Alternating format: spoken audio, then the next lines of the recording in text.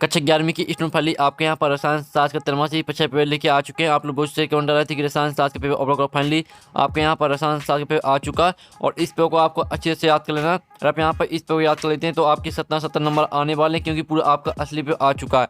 तो यहाँ पर देख लीजिए त्रैमासिक परीक्षा 2023 कक्षा 11वीं विषय रसायन शास्त्र, समय आपका 3 घंटे रहने वाला और पूरा आपका 70 नंबर का रहेगा। साथ ही आपके निर्देश आते हैं तो आप यहाँ पर निर्देश भी पढ़ सकते हैं। और साथ ही वीडियो को लाइक के लिए चैनल को सब्सक्राइब कर लीजिए, क्योंकि पेपर लाने बहुत ही ज़्यादा मेहनत लगती है। तो वीडियो को लाइक और चैनल को सब्सक्राइब कर लीजिए, ठीक है स्टूडेंट। चलिए आपको यहाँ पर जूम करके दिखा दीजिए जिससे आप यहाँ पर अच्छे देख पाएंगे। तो आप यहाँ पर देख लीजिए आपके आते हैं सही विकल्प, ठीक है। आपके यहाँ पर 7 नंबर की सही विकल्प आते हैं, तो आपको यहाँ पर ध्यान से देखना और सुनना, जिससे पूरे ऑब्जेक्ट वो आपको यहीं पर याद कर लेने।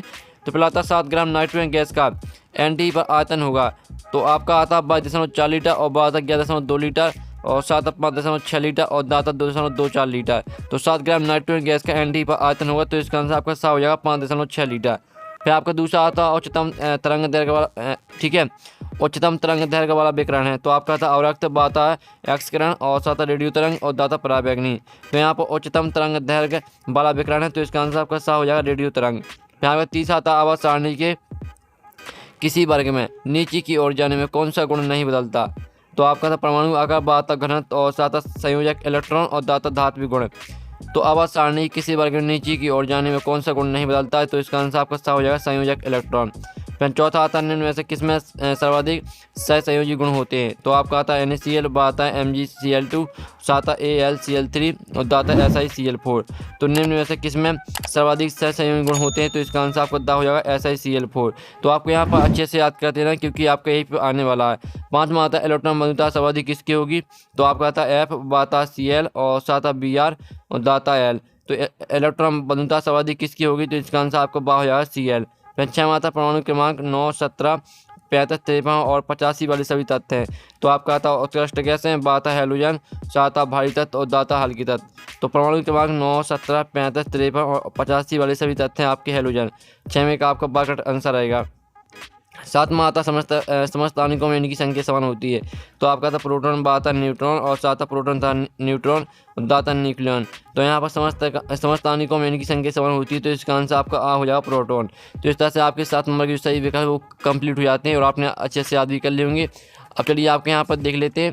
अब प्रश्न 2 आता है, ठीक है, देखते हैं पूर्ति की 7 नंबर के आते हैं। पहला आता है ST पर 22.4 लीटर हाइड्रोजन गैस में अणु की संख्या डॉट है, तो पहले का आंसर आपका रहेगा, ठीक है।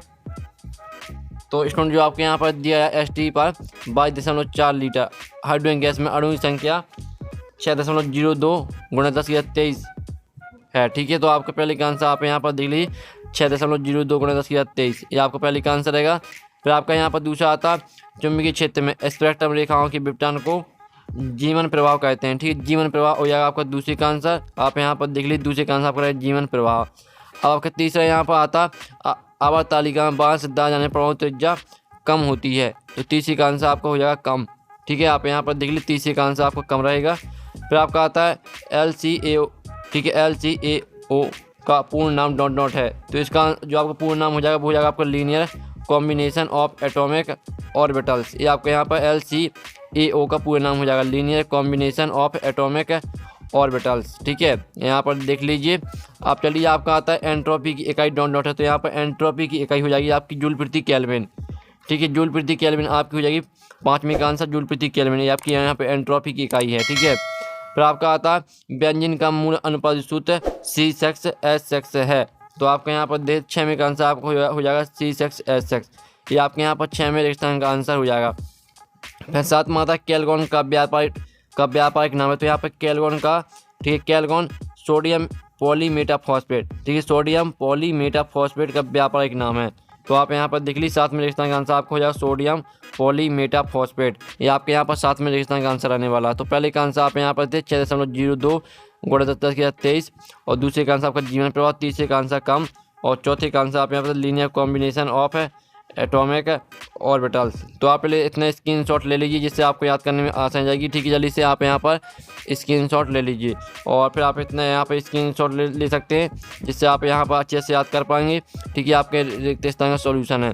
अब चलिए आपके यहाँ पर प्रश्न 3 आती है सही जोड़ी बनाई। 7 नंबर की आती है स्तंभ में आपकी दी सही जोड़ी। पहले आती है मूल अर्था, तो इससे आपको मूल प्रति लीटर से मैच करना है। फिर दूसरी आती है मूल अंश, तो इसे आपको इकाई राशि से मैच कर देना। फिर तीसरी आती है न्यूटन की खोज, तो इसे आपको चैडविक से मैच करना है।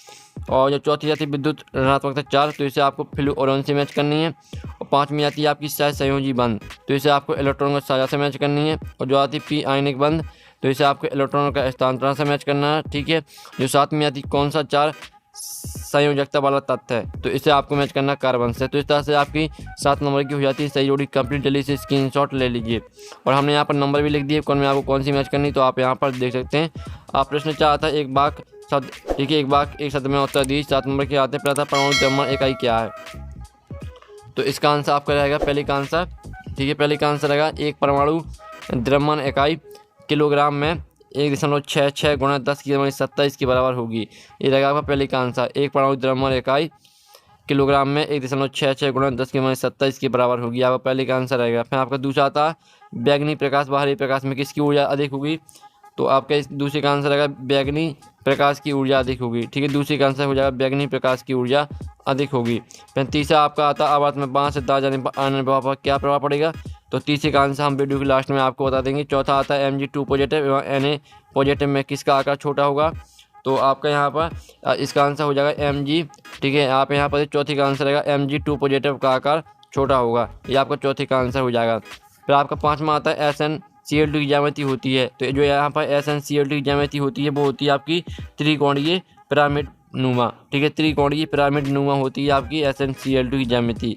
तो आप यहाँ पर देते पाँचवें का आंसर आपको हो जाएगा त्रिकोणीय पिरामिड नुमा, ये आपका पाँचवें का आंसर रहेगा। फिर आपका छठवां देख लेते हैं ठोस के द्रव में बदलने पर एंट्रोपी में क्या परिवर्तन होता है, तो आपका इसका छठवें का आंसर हो जाएगा एंट्रोपी का मान बढ़ता है, ठीक है। आप यहाँ पर देख लीजिए एंट्रोपी का मान बढ़ता है, आपका यहाँ पर छठवें का आंसर हो जाएगा।